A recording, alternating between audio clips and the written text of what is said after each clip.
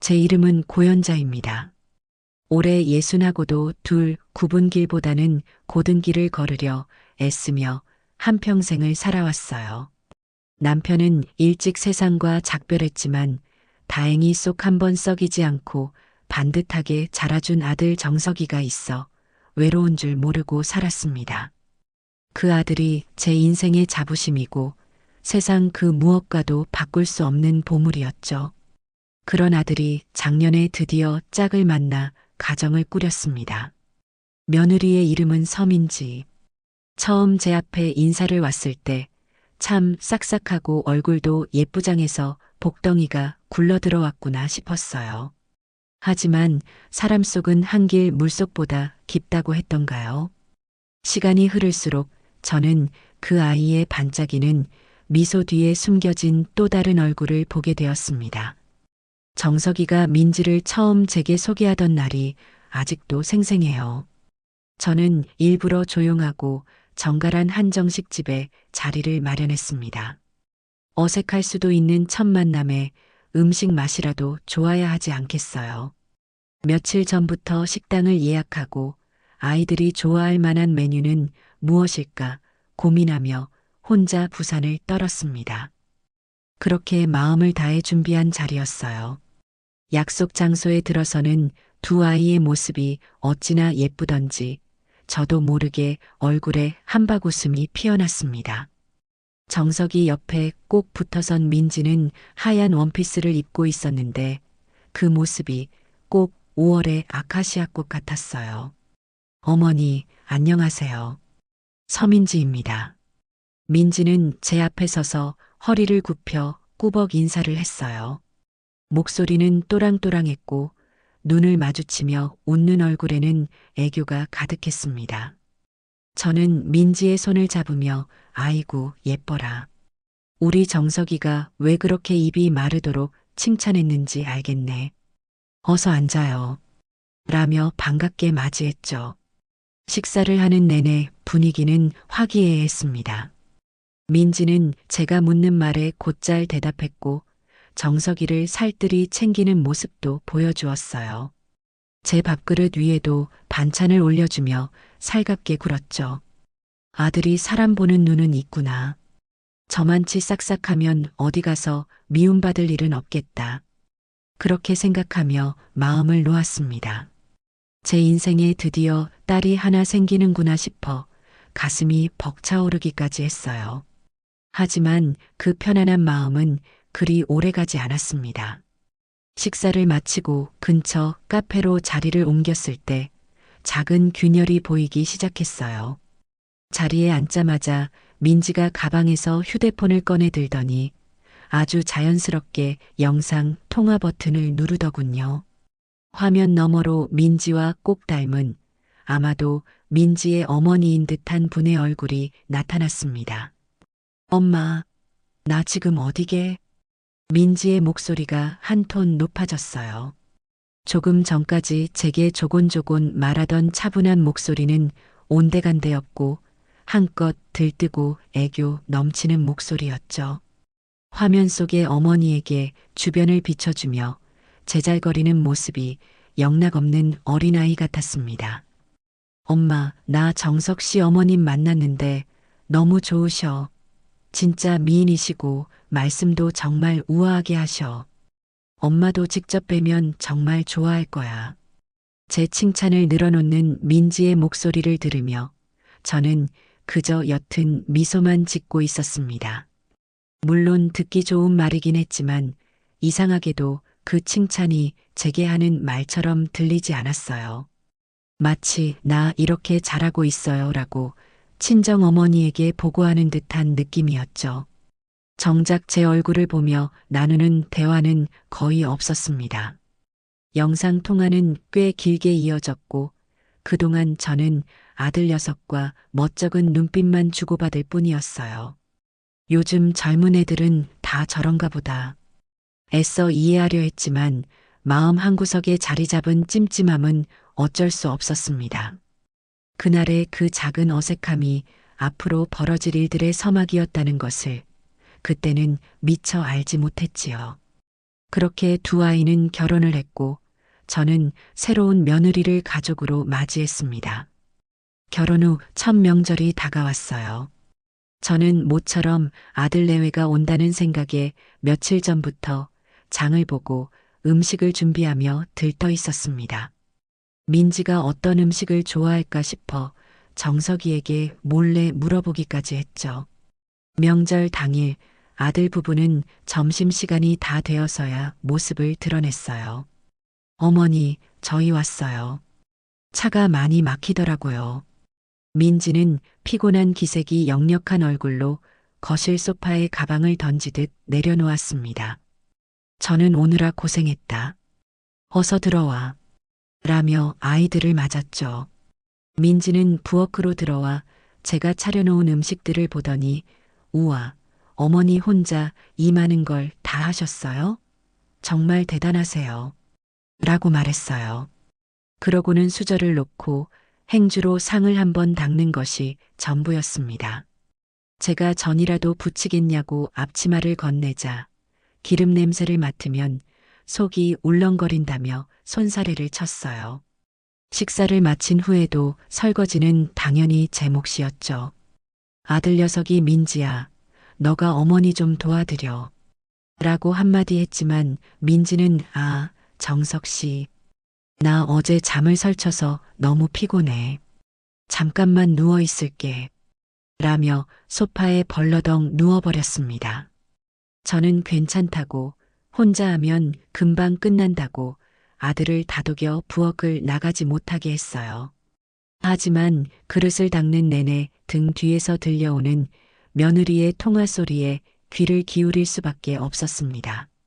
물론 상대는 민지의 친정어머니였죠. 엄마 힘들어? 음식은 다 했어? 아이고, 우리 엄마 고생 많네. 조금만 기다려. 여기 일 거의 다 끝났으니까 금방 갈게. 가서 내가 설거지 싹 다 해줄게. 전부 다. 엄마는 손에 물 한 방울 묻히지 말고 그냥 쉬고 있어. 알았지? 그 말을 듣는 순간 제 손에 들려있던 접시가 하마터면 바닥으로 떨어질 뻔했습니다. 시댁에 와서는 피곤하다며 손가락 하나 까딱하지 않던 아이가 친정에 가서는 모든 일을 다 해주겠다고 큰 소리를 치고 있었으니까요. 저는 조용히 설거지를 마쳤습니다. 그리고 소파에 누워 휴대폰만 만지작거리는 며느리와 그 옆에서 안절부절 못하며 제 눈치만 살피는 아들을 번갈아 쳐다보았어요. 화가 나기보다는 헛웃음이 나왔습니다. 그래, 너에게 시댁은 그저 잠시 거쳐가는 정류장 같은 곳이구나. 저는 아무 말도 하지 않았습니다. 지금 여기서 한마디 해봤자 아들 녀석만 중간에서 힘들어질 게 뻔했으니까요. 저는 그저 모든 것을 지켜보기로 했습니다. 그 후로도 비슷한 일들은 계속해서 반복되었습니다. 어느 주말 오후 민지가 정석이와 함께 저희 집에 잠시 들렀어요. 제가 며칠 전 동네 옷가게에서 세일하길래 사입은 화사한 블라우스를 보고 민지가 입을 열었습니다. 어머니, 그 옷 화사하고 예쁘네요. 저희 엄마도 이런 스타일 좋아하시는데. 그래, 이런 옷 좋아하시는구나. 저는 별 생각 없이 대답했어요. 하지만 이어지는 며느리의 말은 제 가슴에 작은 바늘을 콕 찌르는 듯 했습니다. 네, 그래서 얼마 전에 백화점 가서 훨씬 고급스러운 걸로 하나 사드렸어요. 소재부터가 다르더라고요. 저희 엄마는 좋은 옷 입으셔야죠. 그 말 속에 담긴 뜻을 제가 모를 리 없었죠. 어머니가 입은 건 싸구려 옷이고 우리 엄마는 비싸고 좋은 옷을 입는다. 은근히 저를 깎아내리며 자신의 친정 어머니를 지켜세우는 그 영악함에 기가 막혔습니다. 하지만 저는 여기서 화를 내는 어리석은 시어머니가 되고 싶지 않았어요. 저는 평소처럼 온화하게 웃으며 대답했습니다. 그랬구나. 딸이 사준 옷이니 얼마나 좋아하실까. 역시 딸이 최고지. 제 대답에 민지는 순간 표정이 미묘하게 굳어지는 듯 했지만 이내 그렇죠, 어머니. 라며 멋쩍게 웃더군요. 저는 더 이상 그 주제로 이야기를 이어가지 않았습니다. 하지만 마음속으로는 똑똑히 새겨두었죠. 그래, 민지야. 너에게는 네 엄마가 최고겠지. 하지만 너도 잊지 말거라. 나에게는 내 아들이 최고라는 것을. 그렇게 크고 작은 서운함들이 제 마음속에 차곡차곡 쌓여가고 있었습니다. 저는 그저 모든 것을 지켜보기로 했습니다. 언젠가는 저 아이의 진심을 마주할 날이 오겠지요. 그것이 좋은 쪽이든 나쁜 쪽이든 말입니다. 살면서 제 생일을 요란하게 챙겨본 적은 없습니다. 남편이 살아있을 적에는 둘이서 조촐하게 외식 한번 하는 것이 전부였고, 남편이 떠난 후로는 아들 녀석이 끓여주는 미역국 한 그릇에 세상 모든 것을 다 가진 듯 행복했으니까요. 대단한 선물이나 거창한 파티를 바란 적은 단 한 번도 없었어요. 그저 마음 한 조각이면 충분했습니다. 올해도 마찬가지였죠. 며느리를 본 첫 해이니 조금은 다를까 싶기도 했지만 지난 몇 달간 겪어온 일들을 생각하면 큰 기대를 갖는 것 자체가 어리석은 일이라는 걸 알고 있었습니다. 애초에 기대를 하지 않으면 실망할 일도 없는 법이니까요. 저는 그저 평소와 같은 하루가 되리라고 그렇게 담담하게 마음을 비우고 있었습니다. 생일 전날 저녁 며느리에게서 전화가 걸려왔습니다. 발신자 이름에 우리 며느리라고 저장된 글자를 보자 저도 모르게 짧은 한숨이 나왔어요. 며칠 전 아들 녀석이 엄마 이번 생신 때 민지랑 같이 맛있는 거 먹으러 가요. 민지가 괜찮은 식당 알아본다고 했어요. 라고 말했던 것이 떠올랐기 때문입니다. 하지만 며느리에게서는 그 후로 아무런 연락이 없었죠. 아마 그저 아들 앞에서 한 소리였을 겁니다. 저는 조용히 통화 버튼을 눌렀습니다. 여보세요. 어머니, 저 민지예요. 잘 지내셨어요? 언제나처럼 상냥하고 밝은 목소리. 하지만 저는 이제 그 목소리 톤에 아무런 감흥도 느껴지지 않았습니다. 마치 자동 응답 기계가 정해진 대사를 읊는 것처럼 감정이 실려 있지 않은 공허한 울림이었어요. 그래, 잘 지낸다. 너는 별일 없고? 네, 어머니. 다름이 아니라 내일 생신이시잖아요. 정석 씨랑 저녁에 잠깐 들를게요. 제가 요즘 일이 좀 많아서요. 외식은 못할 것 같고 그냥 얼굴만 뵈러 가는 걸로 생각해 주세요. 일 끝나고 가는 거라 조금 늦을 수도 있고요. 그 말을 듣는데 어이가 없어서 웃음이 나올 뻔했습니다. 아들한테는 식당을 알아본다고 해놓고 저한테는 일이 많아 외식은 못한다고 말하는 저 뻔뻔함. 처음부터 외식할 생각은 눈곱만큼도 없었던 겁니다. 일하는데 힘들게 뭐하러 와. 마음만 받으마. 아니에요, 어머니. 그래도 생신인데 어떻게 얼굴도 안 비춰요. 케이크는 저희가 오는 길에 사갈 테니 아무것도 준비하지 마세요. 그럼 내일 뵐게요, 어머니. 민지는 용건만 간단히 말하고는 전화를 끊었습니다. 전화기 너머로 들려오는 사무적인 상냥함.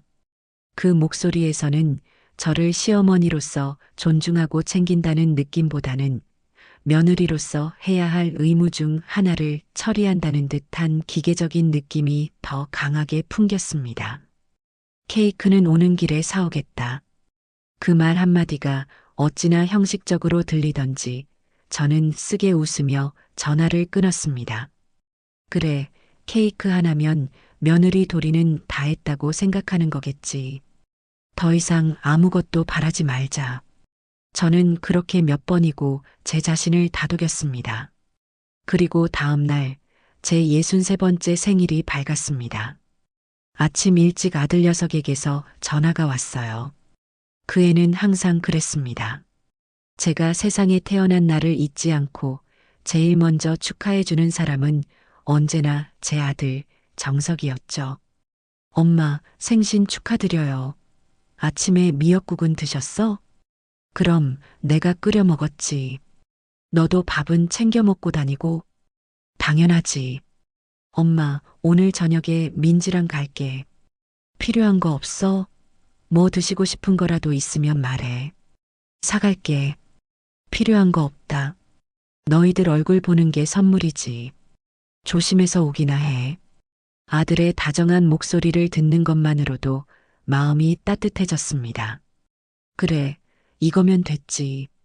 아들이 저렇게 잘 커서 자기 앞가림하고 내 생일 챙겨주겠다고 전화 한 통 주는 것만으로도 나는 충분히 행복한 사람이다.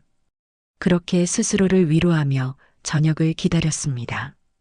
퇴근하고 바로 온다던 아이들을 위해 저녁상을 차릴까 잠시 고민도 했어요.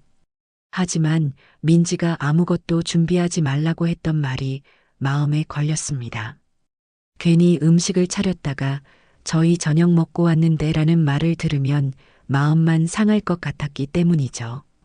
그래서 저는 간단히 과일 몇 가지를 씻어 접시에 담아두고 아이들이 오면 같이 차라도 한 잔 마셔야겠다 생각하며 조용히 텔레비전을 보고 있었습니다. 하지만 기다림은 생각보다 길어졌어요. 퇴근 시간인 6시가 훌쩍 지나고 저녁 8시가 넘어서도 아이들은 감감무소식이었습니다. 슬슬 걱정이 되기 시작할 무렵 현관문 비밀번호 누르는 소리가 들렸고 곧이어 아들 부부가 들어왔습니다. 시계를 보니 9시가 다 된 시간이었습니다. 엄마, 늦었지. 죄송해요. 회사에 급한 일이 터져서.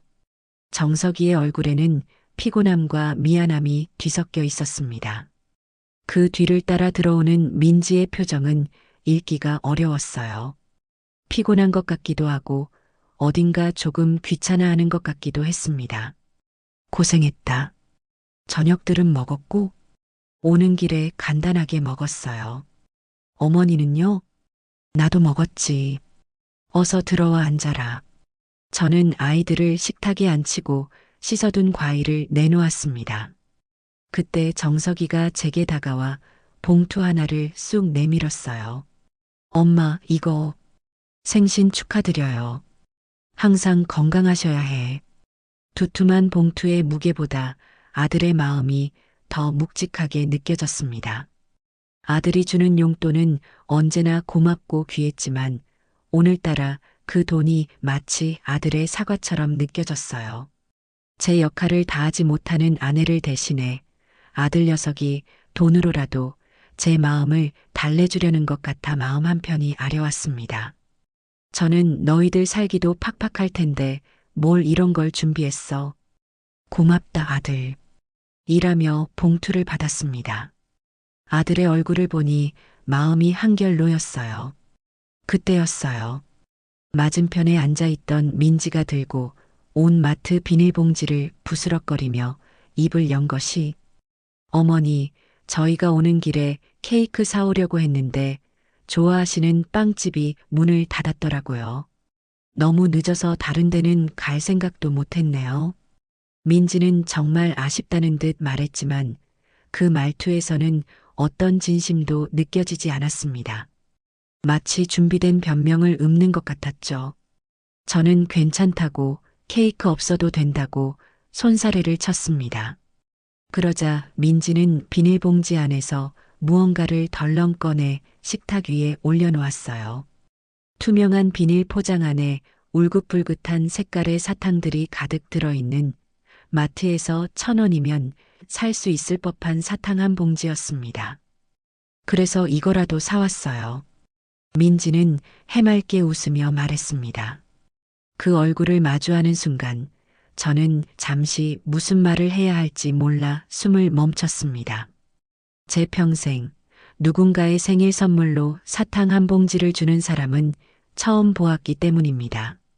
심지어 그 흔한 선물용 포장조차 되어 있지 않은 근방 마트에서 장을 보고 온 사람처럼 비닐봉지에서 꺼낸 사탕이라니요. 어머니, 연세도 있으시고 이도 안 좋으시니 딱딱한 건 못 드실 것 같아서요. 말랑한 젤리 같은 사탕으로 골랐어요. 입 심심하실 때 하나씩 드시면 좋잖아요.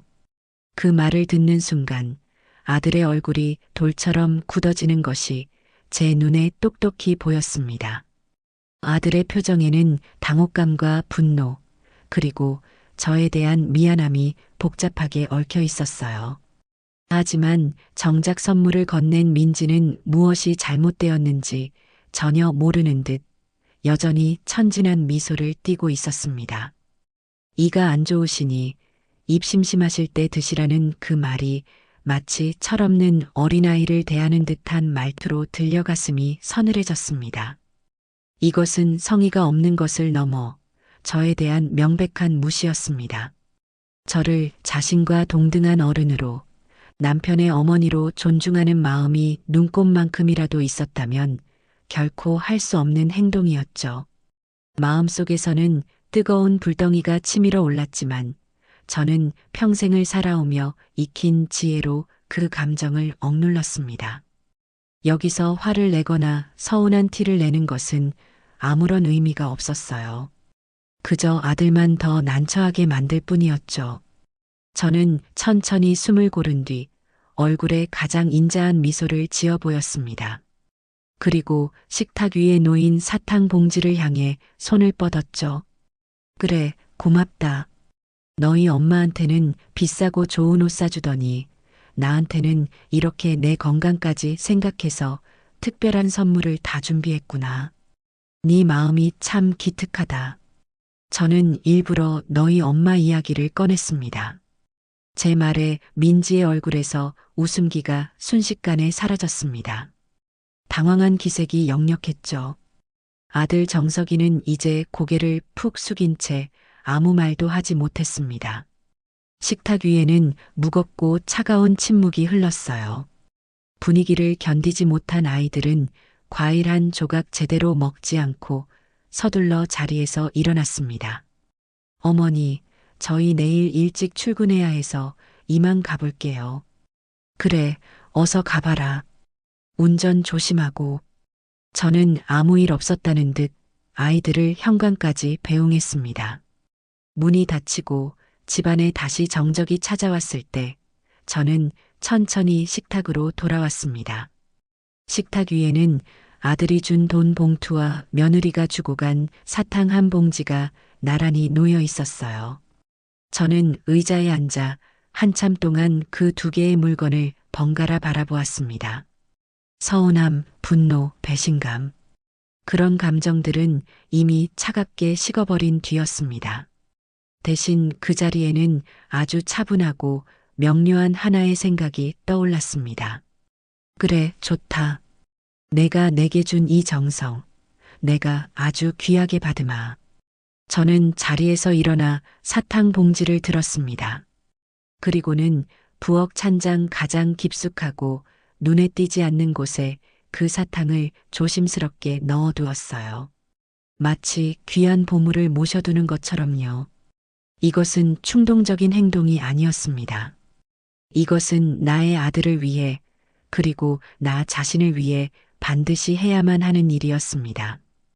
이 사탕 한 봉지는 언젠가 반드시 죗값을 치르게 될 겁니다. 가장 확실하고 가장 통쾌한 방식으로 말이죠.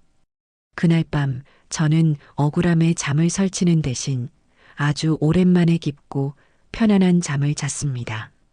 마음속에 뚜렷한 목표가 생겼기 때문일지도 모릅니다. 시간은 무심하게 흘러 계절이 두어 번 바뀌었습니다. 저는 며느리가 주고 간 사탕의 존재를 잊은 듯 평소와 다름없이 지냈어요.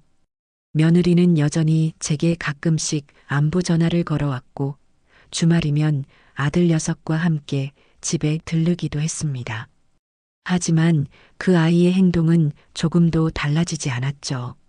제 앞에서는 상냥한 며느리인 척했지만 그가면 뒤에 숨겨진 무관심과 이기심은 조금도 감춰지지 않았습니다. 저는 더 이상 상처받지도 실망하지도 않았습니다. 그저 조용히 모든 것을 지켜보며 때를 기다릴 뿐이었어요. 그리고 마침내 그 기회가 찾아왔습니다. 어느 가을날 저녁이었어요. 며느리에게서 전화가 걸려왔습니다. 평소의 의무적인 목소리가 아닌 한껏 들뜨고 신이 난 목소리였어요. 저는 그 목소리의 주인이 민지가 아닌 다른 사람인가 싶을 정도였습니다. 어머니, 저 민지예요. 좋은 소식이 있어요. 그래, 무슨 좋은 소식이냐? 다음 주 토요일이 저희 엄마 환갑이세요. 그래서 저희가 아주 근사한 호텔 뷔페를 통째로 예약했어요. 엄마 친구분들이랑 친척들 다 오실 거예요. 물론 어머니도 꼭 오셔서 자리를 빛내주셔야 해요. 민지는 숨 쉴 틈도 없이 빠르게 말을 쏟아냈습니다. 자신의 어머니 환갑 잔치를 준비하는 것이 얼마나 기쁘고 자랑스러운지 그 목소리만 들어도 충분히 짐작할 수 있었죠. 제 생일날 빵집이 문을 닫았다며 사탕 한 봉지를 툭 던져주던 모습과는 너무나도 다른 모습이었습니다. 그래, 사돈께서 환갑이시구나. 축하할 일이네. 내가 가야지, 정말요, 어머니? 와주실 거죠? 저희 엄마가 사부인 꼭 오셨으면 좋겠다고 하셨어요. 그러면서 며느리는 은근슬쩍 본론을 꺼내기 시작했습니다. 어머니, 선물은 혹시 생각해 보신 거 있으세요? 저희는 돈 모아서 명품 가방 하나 해드리려고요. 엄마가 예전부터 갖고 싶다고 노래를 부르던 게 있거든요. 근데 저희 엄마가 요즘 목이 좀 허전하다고 하시는 것 같기도 하고 어머니께서 센스 있게 좋은 걸로 하나 준비해 주시면 엄마가 정말 좋아하실 텐데. 참으로 영악한 아이였어요. 대놓고 목걸이 사주세요라고 말하는 대신 교묘하게 말을 돌려 제가 알아서 값비싼 선물을 준비하도록 유도하고 있었습니다.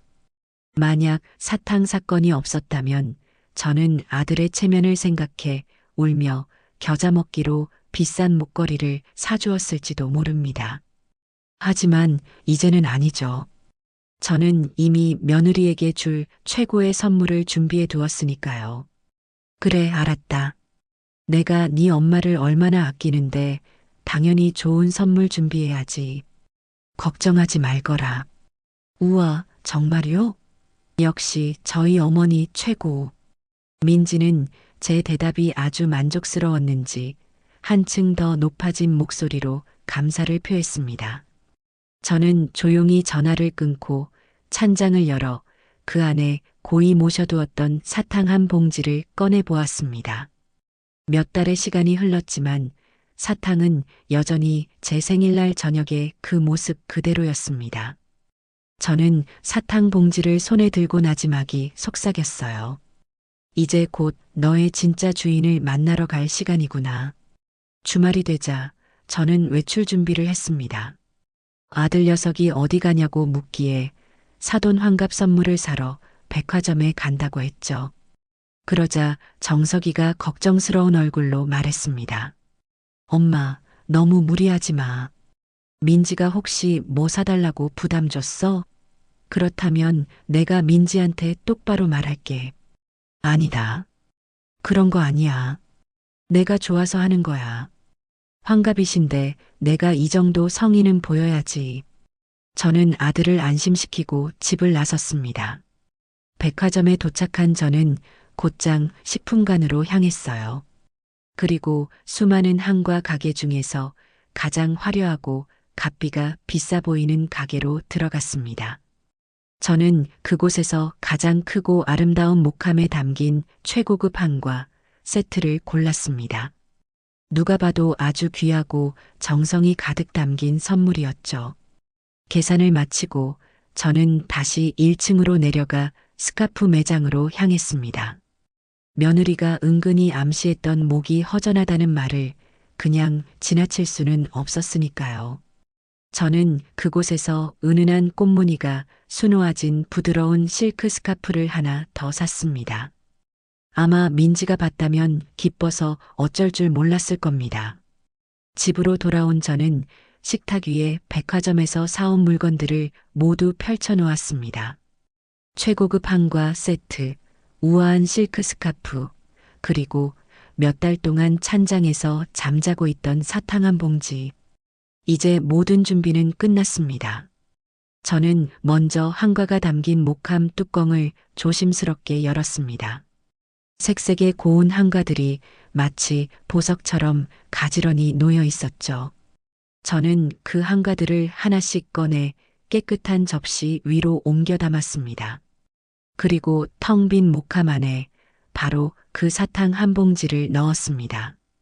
값비싼 목함과 초라한 사탕 봉지의 부조화가 어찌나 우습던지 저도 모르게 실소가 터져 나왔습니다. 뚜껑을 닫자 사탕의 존재는 온데간데 없이 사라지고 다시금 완벽한 최고급 선물 세트의 모습으로 돌아왔습니다. 이제 마지막 단계가 남았죠. 저는 함께 사온 고운 비단 보자기를 펼쳤습니다. 그리고 사탕이 든 한과 상자를 그 중앙에 놓고 한 올 한 올 정성을 다해 포장하기 시작했어요. 제 손길은 마치 귀한 예술 작품을 다루는 장인처럼 신중하고 섬세했습니다. 매듭 하나까지도 흐트러짐 없이 완벽하게 묶었죠. 마침내 포장이 끝났을 때 제 앞에는 누가 봐도 아주 귀하고 값비싼 선물만이 놓여 있었습니다. 그때 방에서 나온 아들 정석이가 그 모습을 보고는 감탄하며 물었습니다. 우와, 엄마. 뭘 그렇게 정성껏 포장하세요? 정말 예쁘다. 장모님 드리려고요? 저는 아들을 돌아보며 제 인생에서 가장 의미심장한 미소를 지어 보였습니다. 그럼 너희 장모님께 드릴 최고의 선물이다. 제 대답에 아들은 아무런 의심 없이 고개를 끄덕였습니다. 우리 엄마가 장모님을 저렇게 생각해 주시는구나. 아마 속으로 그렇게 생각하며 안도했을 겁니다. 저는 아들의 그 순진한 얼굴을 보며 생각했어요. 아들아, 미안하다. 하지만 엄마는 더 이상 참고만 있을 수는 없단다. 너의 가정을 지키기 위해, 그리고 나 자신을 지키기 위해 이 방법밖에는 없구나. 저는 완벽하게 포장된 선물을 소중하게 들어 올려 장식장 가장 잘 보이는 곳에 올려두었습니다. 이제 결전의 날은 얼마 남지 않았습니다. 드디어 사돈의 환갑 잔치날이 밝았습니다. 저는 아침부터 욕실에서 몸을 깨끗이 씻고 가장 아끼는 옷을 꺼내 입었습니다. 평소에는 불편해서 잘 입지 않던 정장이었지만 오늘만큼은 그 어떤 장수보다도 당당하고 굳건한 갑옷이 되어줄 것만 같았어요. 화장대 앞에 앉아 은은하게 화장을 하고 머리도 미용실에 다녀온 것처럼 단정하게 매만졌습니다. 거울 속에 비친 제 모습은 초라한 늙은이가 아닌 품위 있고 당당한 한 사람이었습니다. 저는 제 자신에게 속으로 말했죠. 고연자, 오늘 절대 기죽지 마라. 너는 잘못한 것이 아무것도 없다. 약속한 시간이 다가오자 아들 부부가 저를 데리러 왔습니다. 차에 오르자 민지가 장식장 위에 있던 선물을 보지 못했는지 제게 조심스럽게 물었습니다. 어머니, 선물은 준비하셨어요? 저는 아무 말 없이 뒷좌석에 놓아두었던 비단 보자기 꾸러미를 가리켰습니다. 그것을 본 민지의 얼굴에 순식간에 화색이 돌았어요. 우와, 어머니. 역시 최고세요. 저희 엄마가 정말 좋아하시겠다. 민지는 진심으로 기뻐하는 듯 보였습니다. 그 아이는 보자기에 쌓인 내용물이 무엇인지 상상도 하지 못한 채 그저 자신의 엄마가 값비싼 선물을 받게 되었다는 사실에 들떠 있었죠. 저는 그런 며느리를 보며 속으로 쓴웃음을 지었습니다. 그래, 지금 실컷 좋아해 두거라. 그 웃음이 얼마나 갈지 나도 궁금하구나. 약속 장소인 호텔 연회장에 도착하니 이미 수많은 하객들로 북적이고 있었습니다. 화려한 드레스를 차려입은 사돈은 연회장 입구에서 손님들을 맞이하며 연신 행복한 웃음을 터뜨리고 있었죠. 그 모습이 꼭 세상의 주인공이 된 것만 같았어요. 저희를 발견한 사돈이 환한 얼굴로 다가왔습니다. 어머, 사부인. 이렇게 귀한 걸음 해주셔서 정말 감사해요. 사돈, 환갑 진심으로 축하드립니다. 오늘 정말 고우세요. 서로 인사를 나누는 동안에도 며느리는 제 손에 들린 선물 꾸러미를 보며 안절부절 못하는 눈치였습니다. 마치 빨리 저 선물을 자기 엄마에게 자랑하고 싶어 하는 어린아이처럼요. 아니나 다를까 민지는 저를 이끌고 선물들이 산처럼 쌓여 있는 테이블로 향했습니다. 어머니, 와주셔서 정말 감사해요. 선물은 이쪽에 두시면 돼요. 저는 민지가 가리키는 테이블 위에 조용히 선물 꾸러미를 내려놓았습니다. 수많은 선물들 사이에서도 고운 비단 보자기에 쌓인 제 선물은 단연 눈에 띄었습니다. 자리에 앉아 음식을 먹는 내내 저는 연회장 안의 사람들을 조용히 관찰했습니다.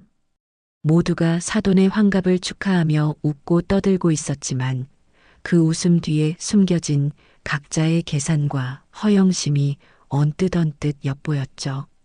어쩌면 오늘 이 자리는 한 사람의 인생을 축하하는 자리라기보다는 서로의 부와 체면을 과시하는 경연장에 더 가까워 보였습니다. 식사가 어느 정도 마무리되고 드디어 행사의 하이라이트인 선물 증정식이 시작되었습니다. 사회자의 진행에 따라 사람들이 차례대로 나와 선물을 건네고 축사를 했어요. 사돈은 선물을 하나씩 풀어볼 때마다 마치 처음 받아보는 사람처럼 감탄사를 연발하며 기쁨을 감추지 못했습니다. 명품 가방, 보석, 상품권, 현금 다발. 상상할 수 있는 모든 값비싼 선물들이 그 자리에 등장했습니다. 마침내 제 차례가 되었습니다. 사회자가 다음은 사부인이신 고연자 여사님께서 축하 말씀을 해주시겠습니다. 라고 외치자 모든 사람들의 시선이 제게로 쏠렸습니다. 저는 천천히 자리에서 일어나 조금 전 테이블 위에 올려두었던 선물 꾸러미를 들고 단상으로 걸어 나갔습니다. 저는 마이크를 잡고 하객들을 향해 가볍게 목례를 한 뒤 사돈을 바라보며 입을 열었습니다. 사돈, 61번째 생신을 진심으로 축하드립니다. 늘 건강하시고 오늘처럼 웃을 일만 가득하시기를 바랍니다. 짧은 축사를 마친 저는 정성껏 포장한 선물을 사돈에게 건넸습니다. 사돈은 고운 비단 보자기를 보더니 눈을 동그랗게 뜨며 말했어요. 어머, 사부인. 뭘 이렇게 귀한 걸 다. 포장부터가 정말 남다르네요. 정말 감사해요. 사돈은 활짝 웃으며 선물을 받았습니다. 며느리는 그 옆에서 마치 자기가 선물을 주는 것처럼 어깨를 으쓱하며 뿌듯한 표정을 짓고 있었죠. 모든 사람들의 시선이 집중된 가운데 사돈이 비단 보자기를 풀고 상자를 열었습니다. 그리고 그 안에 덩그러니 놓인 사탕 한 봉지를 발견했죠. 순간 시끄럽던 연회장 안의 모든 소음이 거짓말처럼 멎었습니다. 마치 시간이 멈춘 것 같았어요. 사돈은 눈앞의 광경을 믿을 수 없다는 듯 텅 빈 목함과 그 안에 담긴 사탕 봉지를 번갈아 쳐다보며 눈만 끔뻑거렸습니다. 며느리의 얼굴은 새하얗게 질려갔고 아들 정석이의 얼굴에는 경악과 혼란이 가득했습니다. 하객들은 무슨 영문인지 몰라 수군거리기 시작했죠. 그 완벽한 침묵 속에서 저는 마이크를 다시 입가로 가져갔습니다. 그리고 제 인생에서 가장 온화하고 가장 또렷한 목소리로 말했습니다. 사돈, 그게 무엇인지 궁금하시지요? 제 생일날 사랑하는 며느리가 저에게 준 아주 귀한 사탕입니다. 어른들께는 이런 게 최고라면서요. 이렇게 귀하고 좋은 건 저 혼자만 먹을 수 없지요. 그래서 사돈과 함께 나누고 싶어 가지고 왔습니다. 사돈께서도 틀림없이 좋아하실 거라 생각했어요. 제 말이 끝나자마자 연회장 안은 그야말로 아수라장이 되었습니다. 사람들의 경악 어린 탄성과 수군거림이 파도처럼 밀려왔고 며느리는 이제 얼굴이 하얗다 못해 파랗게 질려 금방이라도 쓰러질 것만 같았습니다. 화가 머리끝까지 치민 사돈은 저를 죽일 듯이 노려보았지만 차마 여러 사람 앞에서 소리를 지르지는 못하고 입술만 파르르 떨고 있었죠. 저는 그 모든 광경을 단상 위에서 조용히 그리고 아주 만족스럽게 지켜보았습니다. 드디어 몇 달 동안 묵혀두었던 체증이 시원하게 내려가는 순간이었습니다. 제 말이 마이크를 통해 연회장 전체에 울려 퍼지는 순간 세상의 모든 소리가 사라지는 듯 했습니다. 하객들의 웃음소리, 잔 부딪히는 소리, 배경으로 흐르던 음악 소리까지도 일순간에 증발해버렸죠. 그 자리에 남은 것은 오직 얼어붙은 공기와 수백 개의 눈동자가 만들어내는 무겁고 질식할 듯한 침묵뿐이었습니다. 사돈의 얼굴은 처음에는 새하얗게 질렸다가 이내 분노로 시뻘게 달아올랐습니다. 제 평생 그렇게 험악하고 원망이 가득 담긴 표정은 처음 보았어요. 그 옆에 선 며느리 민지는 이미 영혼이 빠져나간 사람처럼 텅 빈 눈으로 허공만 바라보고 있었습니다. 아마 자신의 귀로 무슨 말을 들었는지, 눈앞에서 무슨 일이 벌어지고 있는지 제대로 인지조차 하지 못하는 듯 보였죠. 단상 아래에 서 있던 아들 정석이는 충격으로 입을 벌린 채 저와 사돈, 그리고 민지를 번갈아 쳐다보았습니다. 그 아이의 눈빛은 엄마 대체 왜 이러시는 거예요? 라고 소리 없이 외치고 있었어요. 하객들은 처음에는 어리둥절한 표정으로 서로 눈치만 살피더니 이내 제 말의 의미를 파악하고는 낮은 목소리로 수군거리기 시작했습니다. 그 수군거림은 들불처럼 순식간에 번져나가 연회장 전체를 웅성거림으로 가득 채웠습니다. 그들에게 사돈의 환갑잔치는 이제 더 이상 축하의 자리가 아닌 흥미진진한 구경거리, 막장 드라마의 한 장면이 되어버린 것이었죠. 저는 그 모든 혼란의 중심에서 조금의 미동도 없이 조용히 사돈을 마주보고 서 있었습니다. 저는 이 싸움에서 결코 먼저 눈을 피할 생각이 없었어요. 얼마나 지났을까요? 정신을 차린 며느리가 비명 같은 소리를 내며 제 아들의 팔을 붙잡았습니다. 정석 씨, 나는 말을 잇지 못하고 입술만 파르르 떠는 민지를 보며 정석이는 마침내 결심을 굳힌 듯 저를 한번 쏘아보고는 민지의 어깨를 감싸 안고 밖으로 향했습니다. 마치 제가 두 사람을 해치기라도 할 것처럼 아들은 며느리를 보호하며 황급히 그 자리를 벗어났어요. 그 모습을 보는 가슴 한편이 시큰했지만 저는 애써 태연함을 유지했습니다. 정석이는 민지를 먼저 밖으로 내보낸 뒤 다시 제게로 성큼성큼 다가왔습니다. 그 아이의 얼굴은 분노와 실망 그리고 이루 말할 수 없는 창피함으로 일그러져 있었죠. 어머니 가시죠. 아들은 저를 엄마라고 부르지도 않았습니다. 차갑고 딱딱한 목소리로 내뱉은 그 말에는 원망이 가득 담겨 있었어요. 저는 아무 말 없이 고개를 끄덕이고 단상에서 내려왔습니다. 제가 테이블로 돌아가 제 가방을 챙기는 그 짧은 순간에도 하객들의 시선은 마치 가시처럼 제 등 뒤에 와서 박히는 것 같았습니다. 저는 허리를 꼿꼿이 세우고 그 어떤 구경꾼의 시선에도 아랑곳하지 않으며 당당하게 연회장을 걸어 나왔습니다. 마치 개선장군처럼요. 하지만 제 뒤를 따르는 아들의 발걸음은 마치 사형장으로 끌려가는 죄수처럼 무겁고 힘겨워 보였습니다. 지하 주차장으로 내려가는 엘리베이터 안의 침묵은 숨이 막힐 지경이었습니다. 호텔을 빠져나와 차에 오르기까지 저와 아들은 단 한마디도 나누지 않았어요. 저는 조수석에, 아들은 운전석에 앉아 있었죠. 뒤늦게 정신을 차리고 따라온 민지는 뒷좌석에서 고개도 들지 못한 채 흐느끼고 있었습니다. 아들은 차에 시동을 걸었지만 한동안 주차장을 빠져나가지 못하고 핸들만 꽉 움켜쥐고 있었어요. 그 아이의 어깨가 미세하게 떨리는 것이 보였습니다. 한참의 침묵 끝에 마침내 아들이 입을 열었습니다. 도로로 차를 몰기 시작하며 아들은 차마 제 얼굴은 보지 못한 채 정면만 응시하며 말했죠.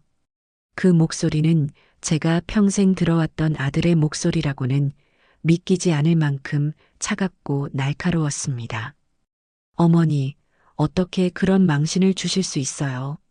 어떻게 모두가 보는 앞에서 장모님 환갑 잔치를, 민지랑 제 얼굴을 이렇게까지 짓밟으셔야 했어요?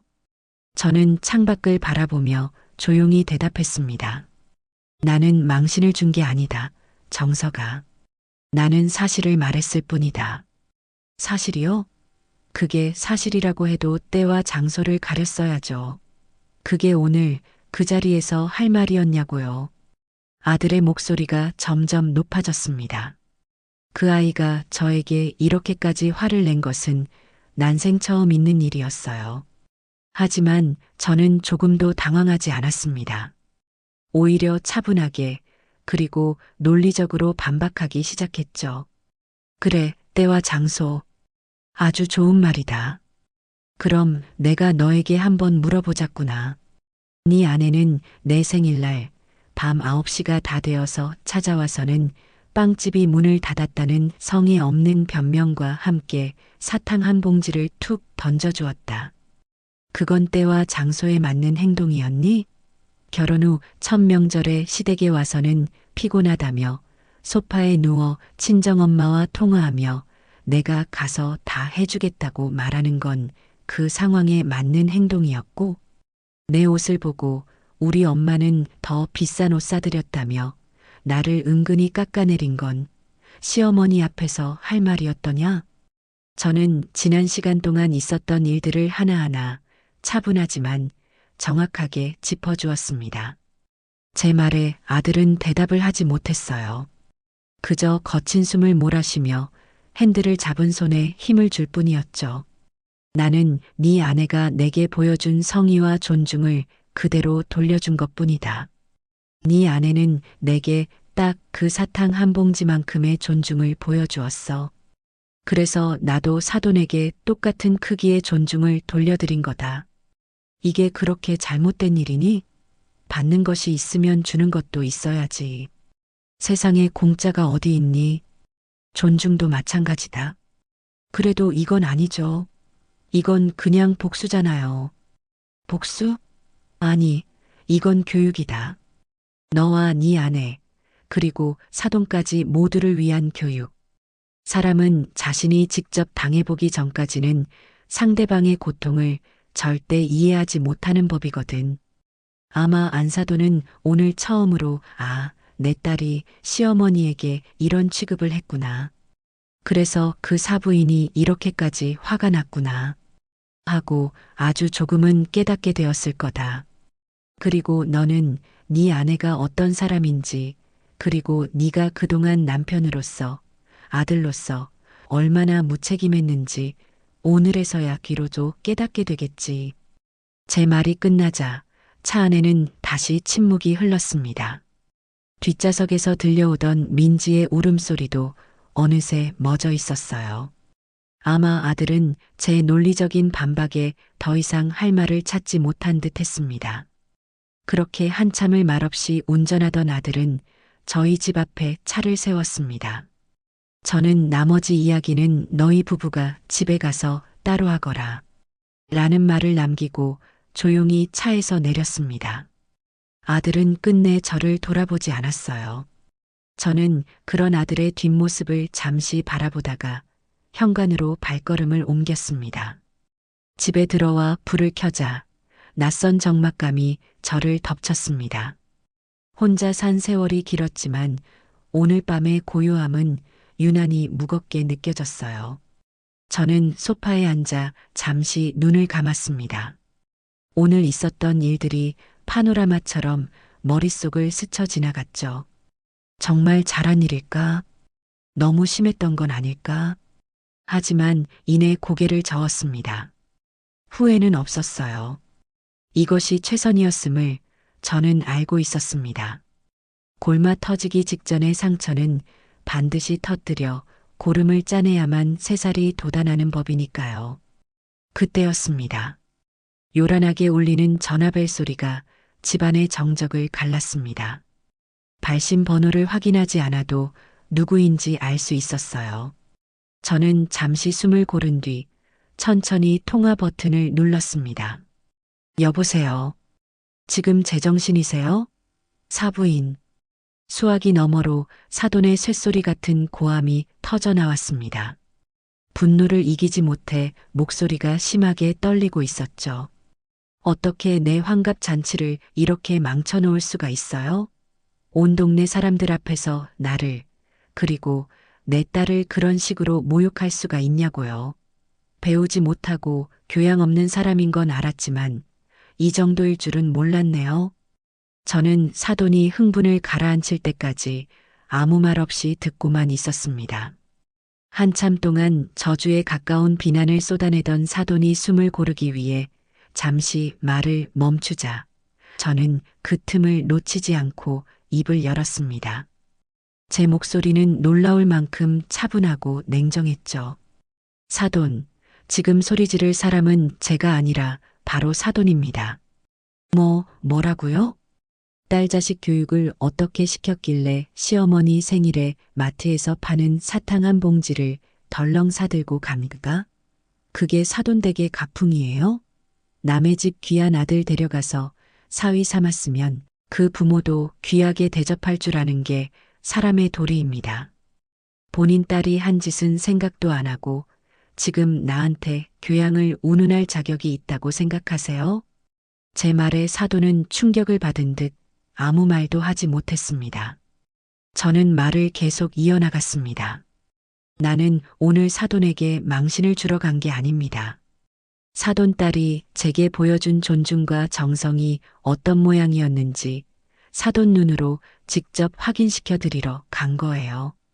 사돈께서 오늘 받으신 그 선물이 바로 사돈 딸이 저를 생각하는 마음의 크기입니다. 그러니 화가 나시면 저한테 풀지 마시고 그렇게 되도록 만든 따님에게 푸세요. 그리고 그런 딸을 보고도 아무것도 가르치지 않은 사돈 자신을 탓하십시오.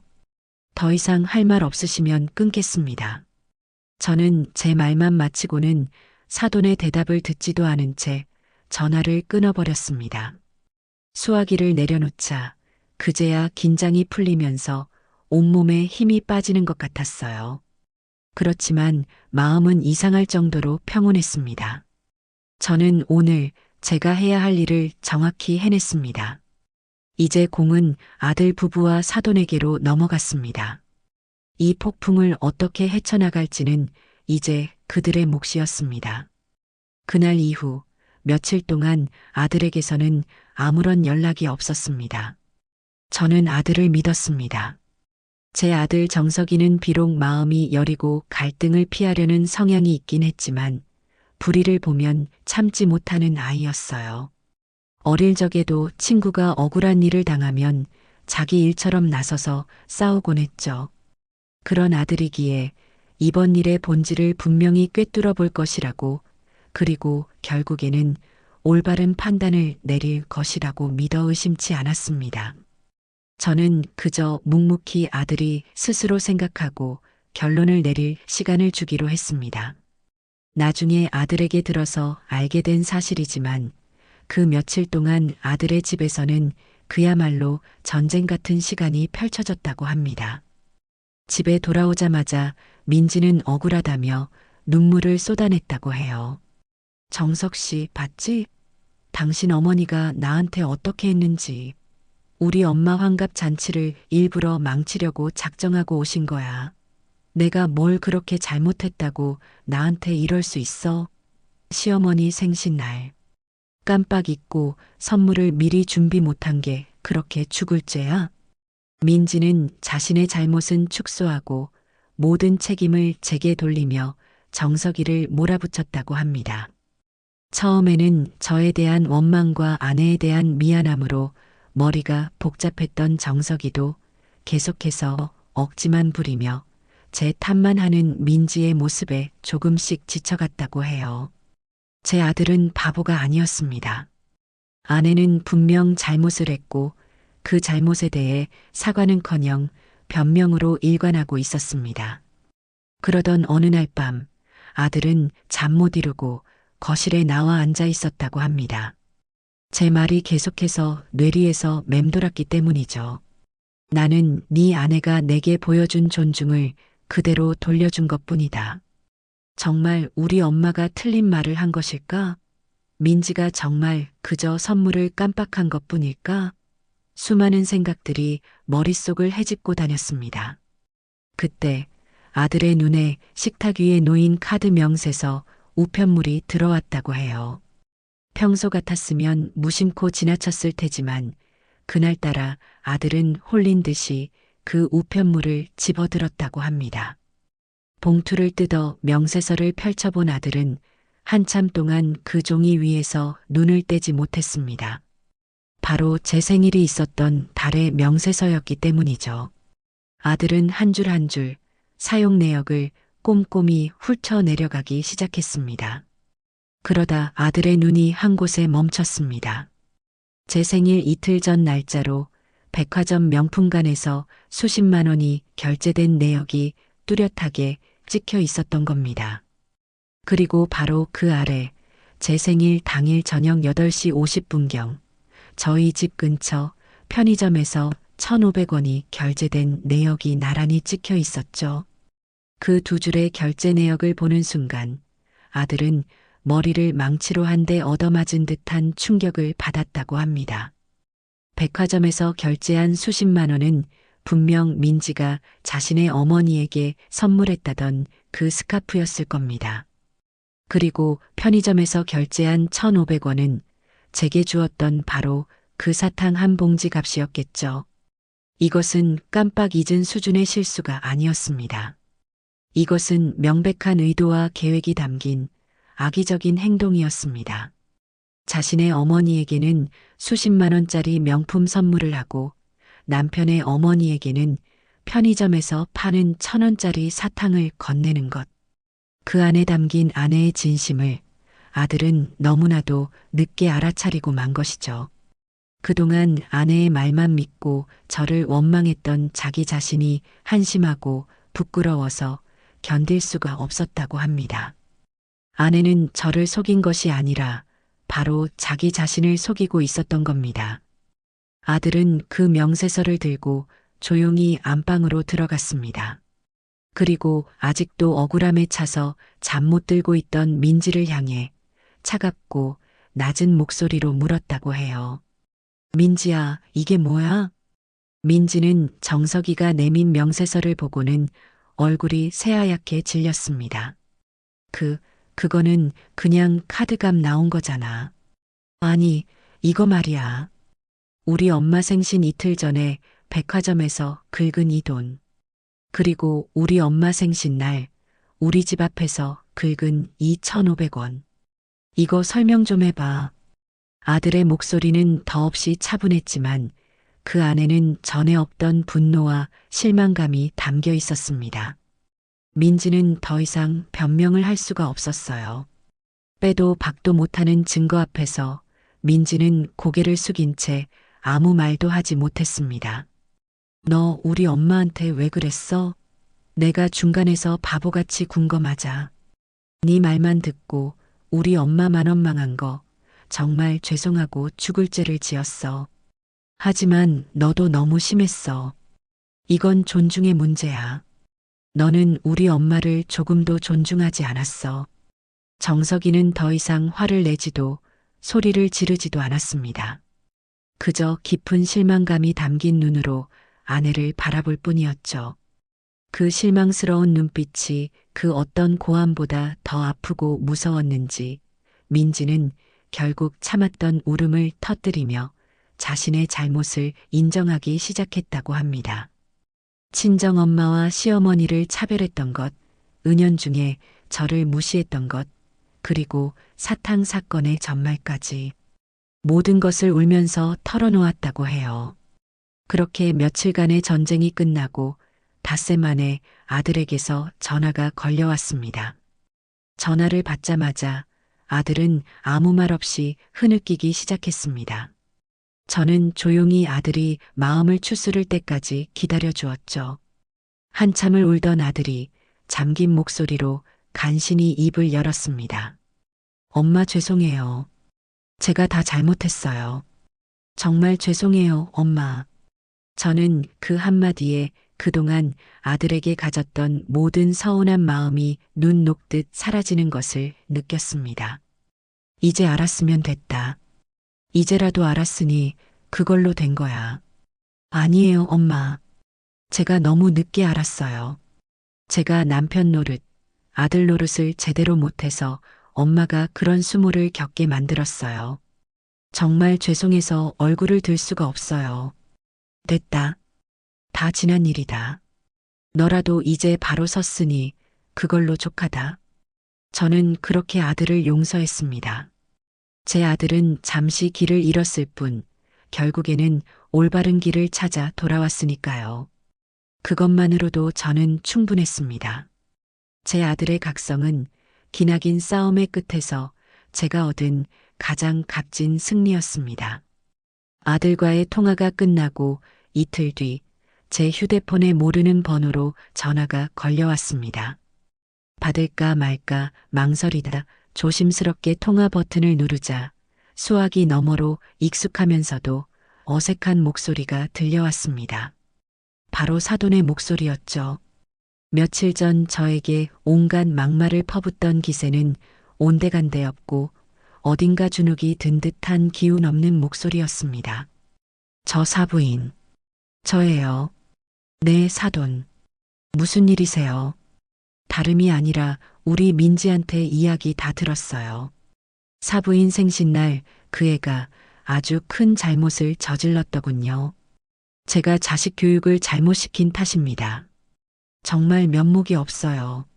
사돈의 목소리에는 진심 어린 반성의 기미보다는 어떻게든 이 사태를 수습해야 한다는 다급함이 더 크게 느껴졌습니다.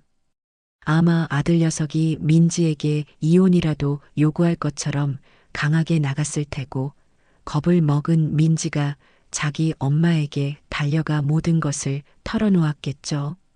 딸의 결혼 생활이 위태로워질 수 있다는 생각에 사돈 역시 자존심을 굽히고 제게 먼저 연락을 해온 것일 겁니다. 이제라도 아셨다니 다행입니다. 자식은 부모의 거울이라고 했습니다. 사돈께서도 이번 기회에 많은 것을 느끼셨기를 바랍니다. 저는 사돈의 사과를 받아주지도 그렇다고 내치지도 않은 채 원론적인 대답만 했습니다. 사돈은 잠시 머뭇거리더니 조심스럽게 본론을 꺼냈어요. 그래서 말인데 사부인 제가 애들을 데리고 조만간 댁으로 찾아뵙고 정식으로 사죄를 드리고 싶은데 괜찮으실까요? 저희가 무릎이라도 꿇고 빌어야 사부인 마음이 풀리신다면 그렇게라도 하겠습니다. 무릎이라는 단어까지 꺼내는 것을 보니 상황이 꽤나 급박하게 돌아가고 있는 모양이었습니다. 하지만 저는 아직 그들의 사과를 받을 준비가 되어 있지 않았어요. 진심이 담기지 않은 사과는 그저 상황을 모면하기 위한 거짓말에 불과하니까요. 아닙니다, 사돈. 그렇게까지 하실 필요는 없습니다. 그리고 사과는 저한테 할 것이 아니라 우리 정석이한테 먼저 해야지요. 사돈 따님은 제게만 잘못한 것이 아니라 당신 남편의 얼굴에 똥칠을 하고 그 마음을 갈기갈기 찢어놓았습니다. 정석이의 마음이 먼저 풀려야 저도 두 사람을 용서할지 말지 생각해 볼 수 있을 겁니다. 제 말에 사돈은 더 이상 아무 말도 하지 못했습니다. 저는 그럼 이만 끊겠습니다. 라는 말을 끝으로 전화를 끊었습니다. 그들의 계획대로 쉽게 용서해 줄 생각은 추호도 없었습니다. 변화는 그렇게 쉽게 이루어지지 않는 법이니까요. 뼈를 깎는 고통과 반성의 시간이 반드시 필요했습니다. 그날 오후 이번에는 며느리에게서 전화가 걸려왔습니다. 정석이가 옆에서 시켜서 억지로 하는 것인지 전화기 너머로 들려오는 며느리의 목소리는 잔뜩 기어들어 가고 있었죠. 어머니 저 민지예요. 어머니 저 죄송해요. 제가 정말 잘못했어요. 그 말을 하는 민지의 목소리가 가늘게 떨리고 있었습니다. 하지만 저는 그 떨림에서 진정한 뉘우침보다는 이 상황을 벗어나고 싶은 두려움을 더 크게 느꼈습니다. 저는 차가운 목소리로 대답했어요. 무엇이 죄송한지 제대로 알고 하는 말이니? 네, 그냥 다요. 제가 어머니한테 못되게 굴었던 거 전부 다요. 전부 다? 전부 다가 뭔데? 너는 아직도 네가 뭘 잘못했는지 정확히 모르는구나. 전화로 사과를 받는 걸 보니 내가 참 쉬워 보이나 보구나. 이건 전화로 할 이야기가 아니다. 저는 그 말을 끝으로 매정하게 전화를 끊어버렸습니다. 진심 없는 사과를 100번, 1000번 한들 무슨 소용이 있겠어요. 저는 민지가 스스로 자신의 잘못을 정확히 깨닫고 진심에서 우러나온 용서를 구할 때까지 기다리기로 했습니다. 그리고 주말을 하루 앞둔 금요일 저녁, 마침내 아들에게서 전화가 왔습니다. 아들의 목소리는 그 어느 때보다 단호하고 듬직하게 느껴졌어요. 엄마, 저 정석이에요. 주말에 뭐 특별한 약속 없으시죠? 없다. 왜? 내일 오후에 제가 민지 데리고 집으로 찾아뵐게요. 아들의 말에 저는 잠시 망설였습니다. 아직 그 아이의 얼굴을 보고 싶지 않았기 때문이에요. 하지만 이어지는 아들의 말에 저는 마음을 바꿀 수밖에 없었습니다. 엄마, 걱정하지 마세요. 제가 민지한테 똑똑히 가르쳤어요. 자기가 뭘 잘못했는지, 그리고 엄마한테 어떻게 사죄를 드려야 하는지, 어설픈 용서는 구하지 않겠다고 약속했어요. 이건 저희 부부가 반드시 넘어야 할 산이에요. 엄마가 저희에게 그 산을 넘을 기회를 주셨으면 좋겠어요. 아들은 더 이상 어리광을 부리는 아이가 아니었습니다. 한 가정의 가장으로서 자신의 아내를 이끌고 잘못을 바로잡으려는 어른이 되어 있었죠. 그 듬직한 모습에 제 마음속에 단단하게 자리 잡고 있던 분노의 얼음이 조금씩 녹아내리는 것 같았습니다. 그래, 알았다. 내일 오너라. 저는 그렇게 아들의 청을 허락했습니다. 이것은 며느리를 위한 것이 아니었습니다. 바로 자신의 가정을 지키기 위해 비로소 어른이 된 내 아들을 위한 것이었습니다. 내일은 과연 어떤 모습으로 제 앞에 나타날까요? 저는 조용히 내일의 만남을 준비하기 시작했습니다. 이것이 과연 진정한 변화의 시작이 될 수 있을까요? 아직은 모든 것이 불투명했지만 저는 한 가지는 확신할 수 있었습니다. 제 아들이 바로 서 있는 한 우리 가족에게는 아직 희망이 있다는 것을요. 아들이 며느리를 데리고 찾아오기로 약속한 토요일 오후. 저는 아침부터 집안을 서성이며 마음을 다스리고 있었습니다. 솔직히 말해 아직 민지의 얼굴을 웃으며 마주할 자신이 없었어요. 머리로는 아들을 봐서라도, 그리고 이 지긋지긋한 갈등을 끝내기 위해서라도 기회를 줘야 한다고 수없이 되뇌었지만 가슴속 깊은 곳에 박힌 상처의 파편들은 여전히 저를 쿡쿡 찔러대고 있었기 때문입니다. 용서란 무엇일까?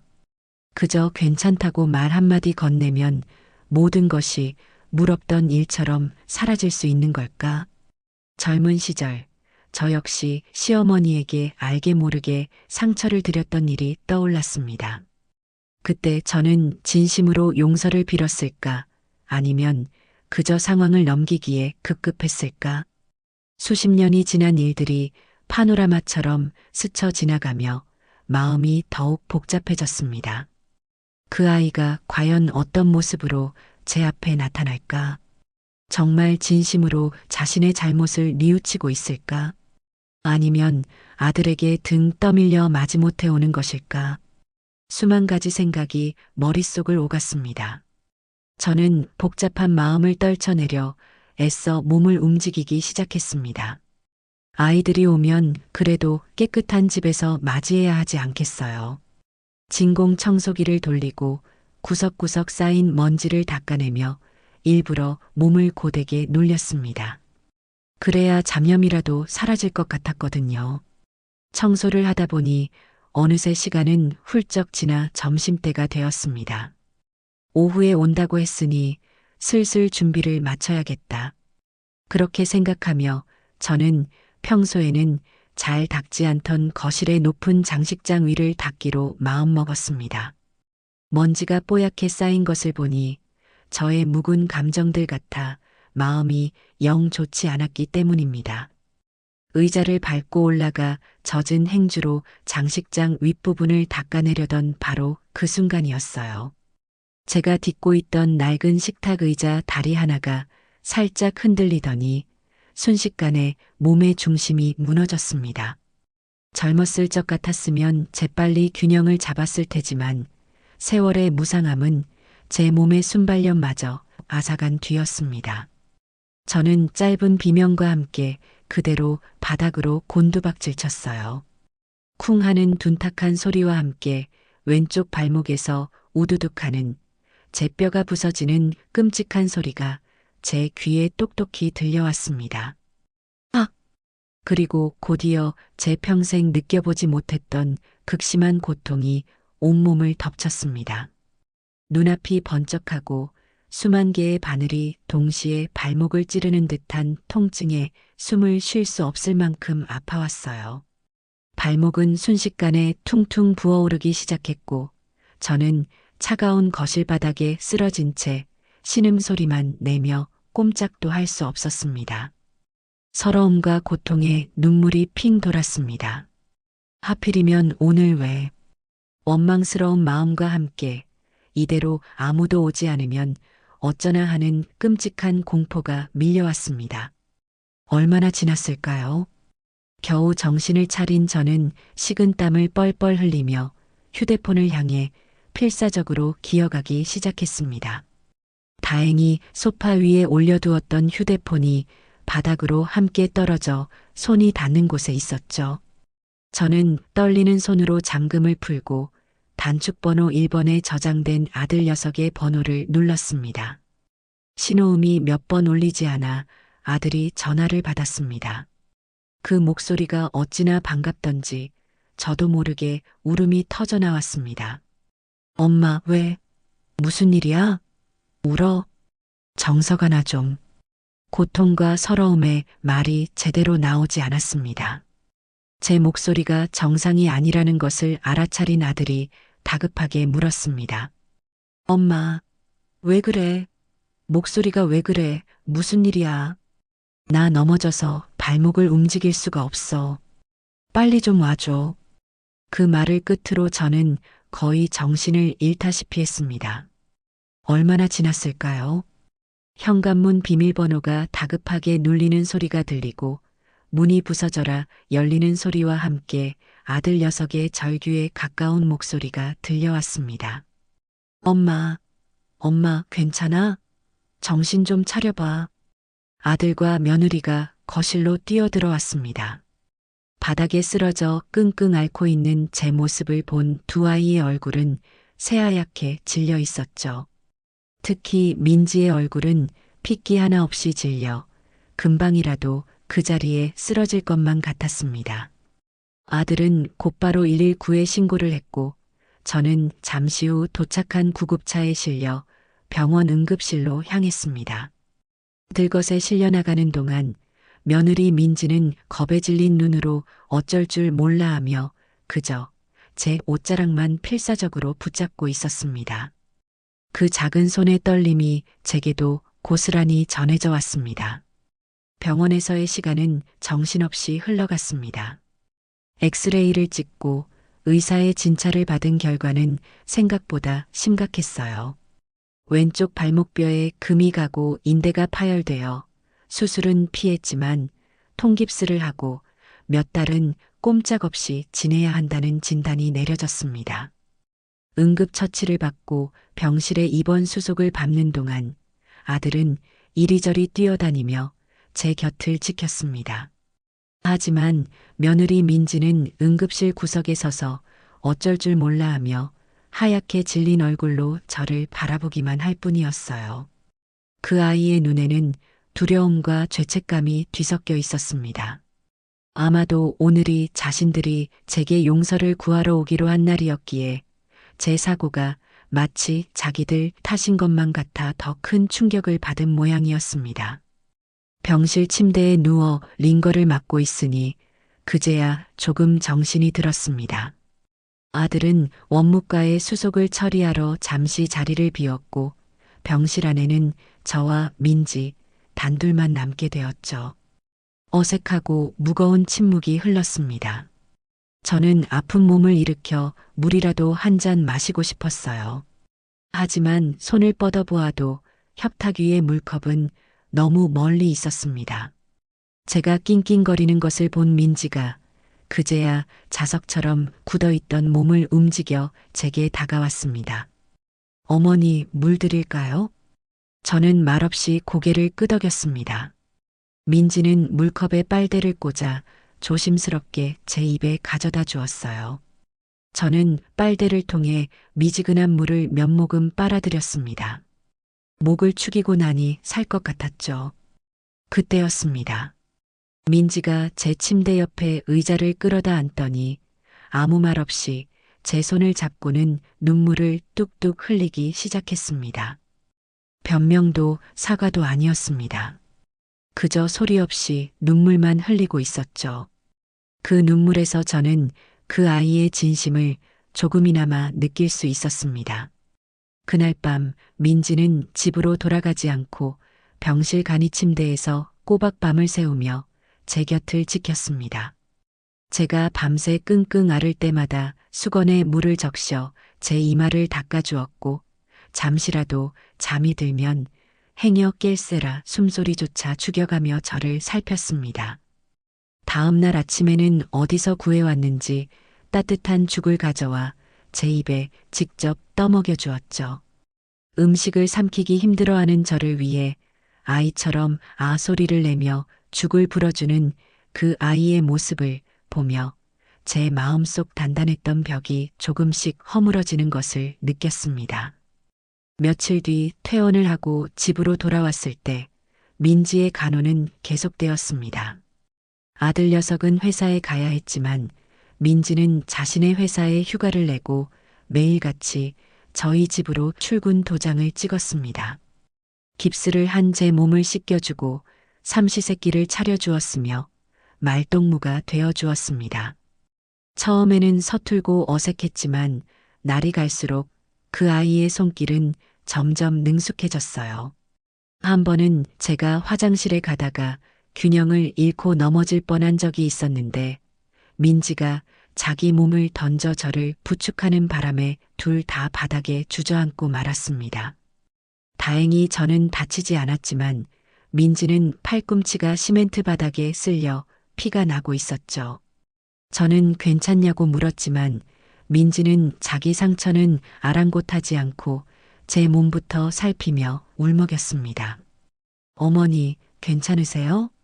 어디 다치신 데 없어요? 정말 죄송해요. 제가 제대로 못 봐서. 그 순간 저는 더 이상 그 아이를 미워할 수가 없었습니다. 그렇게 며칠이 더 흘렀습니다. 어느 날 오후 저는 소파에 앉아 텔레비전을 보고 있었고 민지는 제 옆에서 묵묵히 사과를 깎고 있었죠. 사각사각 조용한 거실의 사과 깎는 소리만 울려 퍼졌습니다. 계획했던 공식적인 사죄는 제 사고로 인해 물거품이 되었지만 어쩌면 지금 이 시간이 그 어떤 말보다 더 진실한 사죄의 시간일지도 모른다는 생각이 들었습니다. 그때 사과를 깎던 민지가 갑자기 칼을 내려놓고는 제 앞에 무릎을 꿇었습니다. 그리고는 제 손을 꼭 잡고 그동안 참아왔던 눈물을 터뜨렸습니다. 어머니, 제가 정말 생각이 짧았어요. 죄송합니다. 제가 너무 어리고 철이 없어서 어머니 마음이 얼마나 아프셨을지 헤아리지 못했어요. 질투심에 제 못난 자존심 때문에 어머니한테 못되게 굴었어요. 어머니 생신날 사탕을 사갔던 건 정말 바보 같은 짓이었어요. 저희 엄마한테는 비싼 선물 해드리면서 어머니께는 그런 성의 없는 선물을 드린 제 자신이 너무 부끄럽고 한심해서 견딜 수가 없어요. 정말 죄송합니다, 어머니. 민지는 어린아이처럼 엉엉 울며 두서없이 자신의 잘못을 고백했습니다. 이번에는 그 어떤 변명도 핑계도 없었습니다.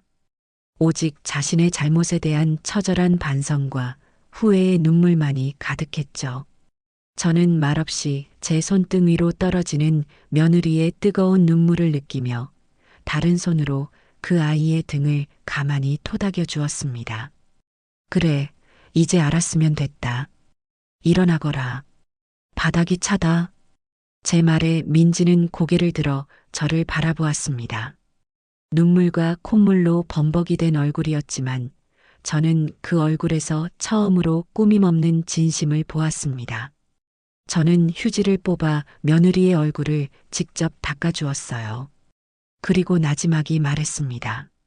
나도 그동안 너한테 너무 모질게만 대한 것 같아 미안하구나. 너도 마음고생이 심했지. 그 순간 우리는 시어머니와 며느리가 아닌 서로의 상처를 보듬어주는 두 여자였습니다. 뜻밖의 위기는 그렇게 우리에게 진심을 마주할 시간을 선물해 주었습니다. 제 발목이 어느 정도 회복되어 목발을 짚고 걸을 수 있게 되기까지는 꼬박 2달이라는 시간이 걸렸습니다. 그 2달 동안 며느리 민지는 제 곁을 그림자처럼 지켰습니다. 아침 일찍 저희 집에 와서 아침 식사를 차리는 것으로 하루를 시작해 저녁 늦게 아들이 퇴근하고 돌아올 때까지 저를 살뜰히 보살폈죠. 그 아이는 더 이상 제게 어색하고 불편한 존재가 아니었어요. 우리는 함께 밥을 먹고 텔레비전을 보며 연속극 주인공 욕을 하다가 함께 웃고 서로의 어린 시절 이야기를 나누는 사이가 되었습니다. 그러는 동안 저는 민지가 가진 본래의 선한 마음을, 민지는 제가 가진 따뜻한 정을 비로소 발견하게 되었죠. 우리는 서로를 미워했던 시간이 무색할 만큼 빠르게 가까워졌습니다. 어느 정도 거동이 편해진 어느 날 저는 큰 결심을 하고 사돈에게 먼저 전화를 걸었습니다. 사돈은 제 사고 소식을 듣고 몇 번이나 집에 찾아오려 했지만 제가 아직 마음의 준비가 되지 않아 정중히 거절해왔던 터였습니다. 이제는 그 매듭도 풀어야 할 때라고 생각했어요. 사돈, 저예요. 몸은 이제 많이 괜찮아졌어요. 다름이 아니라 괜찮으시면 이번 주말에 식사나 한번 같이 할까 해서요. 제 갑작스러운 제안에 사돈은 무척 놀란 듯 했지만 이내 떨리는 목소리로 네, 그럼요, 사부인. 제가 맛있는 곳으로 예약해 놓겠습니다. 라며 흔쾌히 수락했습니다. 약속한 날 저는 아들 부부와 함께 식당으로 향했습니다. 식당 입구에는 사돈이 먼저 와서 저희를 기다리고 있었죠. 저를 보자마자 사돈은 달려와 제 팔을 부축하며 어쩔 줄 몰라 했습니다. 아이고, 사부인. 이 귀한 몸을 이끌고 어쩐 일이세요? 제가 댁으로 찾아뵀어야 했는데 몸은 좀 어떠세요? 아직도 많이 아프시죠? 아닙니다, 사돈. 저도 이제 바깥바람 좀 쐬고 싶어서요. 어색한 분위기 속에서 식사가 시작되었습니다. 한동안 서로 눈치만 보며 음식만 깨작거리던 중 사돈이 마침내 용기를 내어 입을 열었습니다. 사부인, 그동안 제가 정말 면목이 없었습니다. 제 딸이 그런 큰 잘못을 저지르는 동안 어미라는 사람이 그걸 바로잡아주지는 못할 망정 뒤에서 부추기기나 했으니 정말 드릴 말씀이 없어요. 제가 젊었을 적에 시집살이를 호되게 해서 제 딸만큼은 시집살이 안 시키고 싶다는 욕심에 그만해서는 안 될 행동을 했습니다. 제 잘못이 큽니다. 부디 너그럽게 용서해 주세요. 사돈은 그렇게 말하며 자리에서 일어나 제 앞에 고개를 깊이 숙였습니다. 저는 그런 사돈의 모습에 조용히 수저를 내려놓았습니다. 그리고 사돈의 손을 잡고 자리에 앉혔죠. 사돈, 이제 고개 드세요.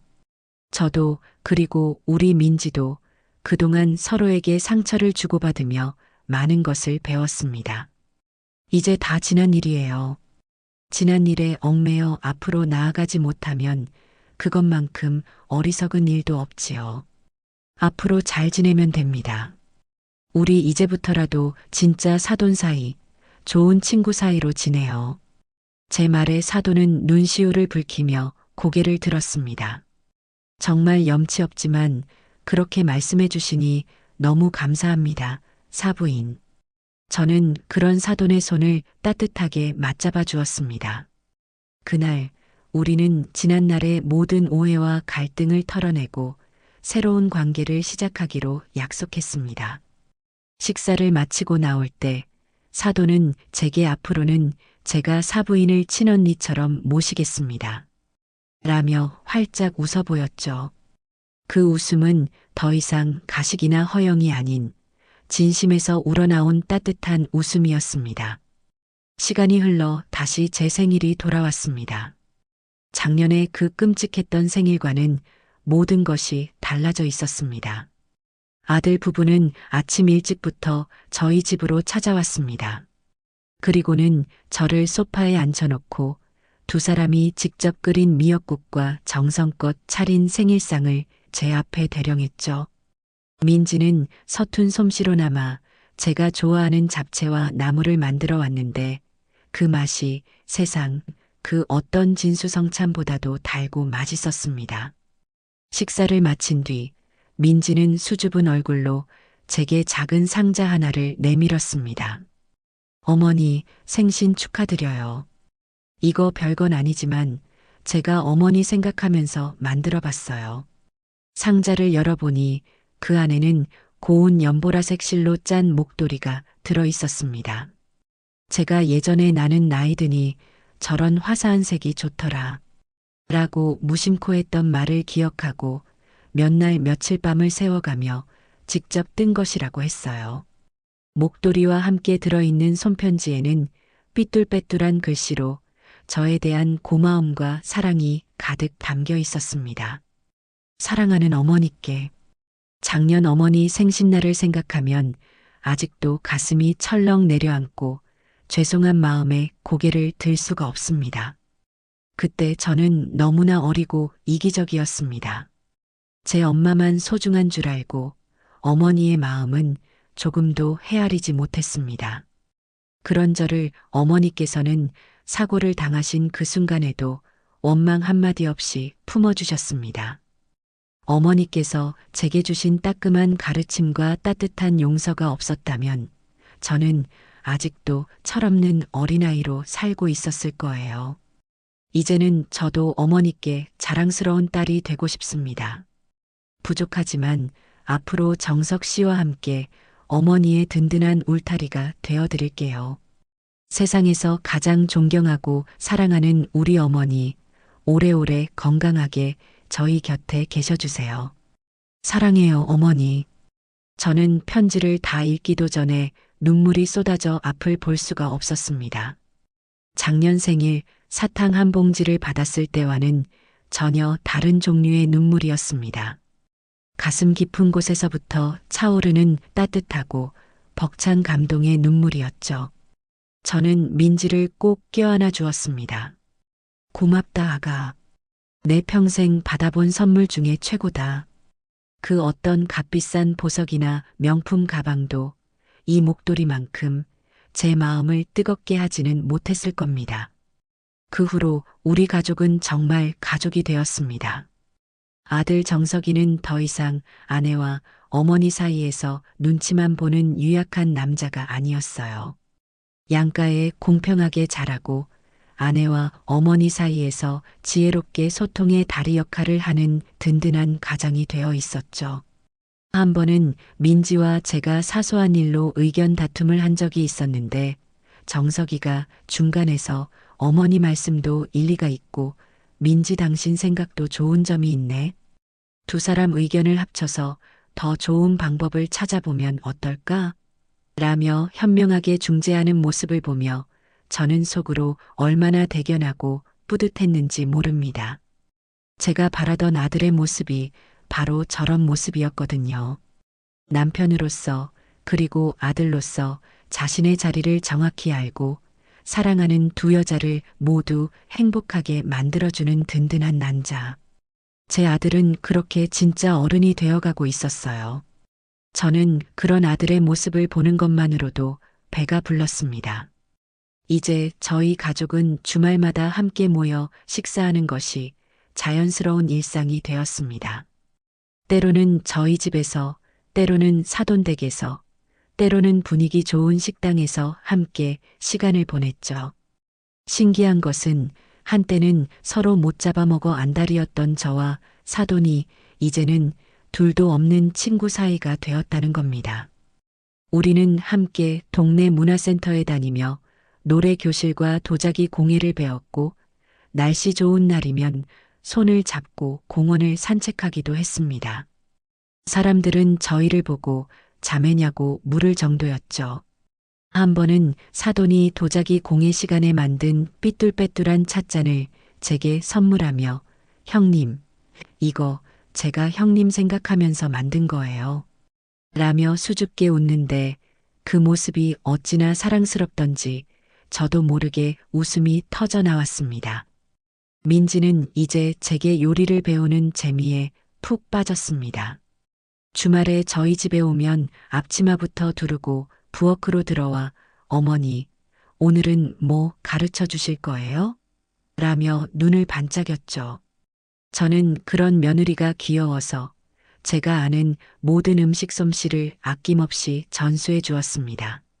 민지는 제 레시피를 수첩에 꼼꼼히 받아 적으며 나중에 우리 아이 태어나면 할머니 손맛 그대로 맛있는 거 많이 해줘야지. 라며 웃곤 했습니다. 그 말을 들을 때마다 제 마음은 행복으로 가득 차올랐죠. 그러던 어느 날 온 가족이 저희 집에 모여 저녁 식사를 하고 있을 때였습니다. 민지가 요즘 들어 부쩍 입맛이 없고 피곤해하는 것 같아 걱정을 하던 참이었어요. 사돈 역시 우리 딸이 얼굴이 반쪽이 됐네. 어디 아픈 거 아니냐? 라며 안쓰러워했죠. 바로 그때 아들 부부가 갑자기 자리에서 일어나더니 서로의 손을 꼭 잡은 채 중대 발표라도 하듯 비장한 표정으로 저희를 바라보았습니다. 어머니, 그리고 장모님, 저희가 드릴 말씀이 있습니다. 무슨 일인가 싶어 모두의 시선이 두 아이에게로 쏠렸습니다. 정석이가 잠시 뜸을 들이더니 이내 활짝 웃으며 말했습니다. 민지가 아픈 게 아니라 입덧을 하는 거였습니다. 저 아빠 됩니다. 그리고 우리 민지는 엄마가 되고요. 그 말이 끝나기가 무섭게 집안은 환호성으로 가득 찼습니다. 저와 사돈은 서로를 부둥켜 안고 세상에 우리가 할머니가 된대 라며 소녀처럼 기뻐서 어쩔 줄을 몰랐습니다. 민지가 임신을 했다는 소식은 우리 가족에게 찾아온 가장 큰 축복이자 선물이었습니다. 한때는 깨어지기 직전까지 갔던 이 가정이 이제는 새로운 생명을 품고 더 단단하고 완전한 모습으로 거듭나게 된 것이었죠. 그날 이후 저와 사돈에게는 새로운 목표가 생겼습니다. 바로 세상에서 가장 멋진 할머니가 되어주는 것이었죠. 우리는 함께 아기용품점을 돌아다니며 손주에게 입힐 옷과 장난감을 골랐고 태교에 좋다는 책을 사서 서로 돌려보기도 했습니다. 민지의 배가 점점 불러올수록 우리 가족의 사랑과 행복도 그만큼 커져만 갔습니다. 시간이 흘러 어느 조용한 오후였습니다. 저는 겨우내 입었던 두꺼운 옷들을 정리하고 봄옷을 꺼내기 위해 옷장 정리를 하고 있었어요. 한참 옷장을 정리하다가 저는 문득 몇 년 전 그 사건의 중심이었던 부엌 찬장이 눈에 들어왔습니다. 그 사탕은 어떻게 됐을까? 이미 오래전에 버렸을 테지만 저는 홀린 듯이 찬장 문을 열었습니다. 그리고 가장 깊숙한 곳을 손으로 더듬어 보았죠. 물론 그곳에는 아무것도 없었습니다. 씁쓸했던 과거의 기억만이 희미한 먼지처럼 손끝에 느껴지는 듯 했습니다. 바로 그때 현관문 열리는 소리가 들리며 며느리가 들어왔습니다. 만삭의 몸으로 계단을 오르내리기 힘들 텐데도 민지는 거의 매일같이 저를 보러 와주었죠. 어머니, 뭐 하세요? 또 어디 아프신 거 아니죠? 응, 아니야. 그냥 옛날 생각 좀 하느라고. 민지는 제 손에 들린 것이 아무것도 없다는 것을 보고는 환하게 웃으며 자신이 들고 온 예쁜 쇼핑백을 제게 건넸습니다. 어머니, 이거요. 지나오다가 어머니 생각나서 사왔어요. 쇼핑백 안에는 작고 우아한 상자가 들어 있었습니다. 상자를 열어보니 그 안에는 보석처럼 반짝이는 형형색색의 수제 과일 사탕들이 예쁘게 담겨 있었어요.